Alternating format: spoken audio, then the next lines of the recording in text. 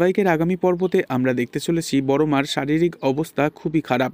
হাসপাতাল থেকে বাড়িতে ফিরে ঋষি ওর মাকে বলছে বড় মার মাথায় 10টা স্টিচ পড়েছে আর ইন্টারনাল হ্যামারেজও হয়েছে।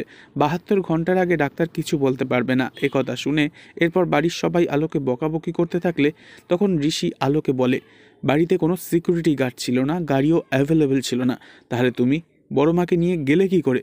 তখন আলো বলে, রিক্সা ভ্যান, ওইটাই করে নিয়ে গিয়েছি।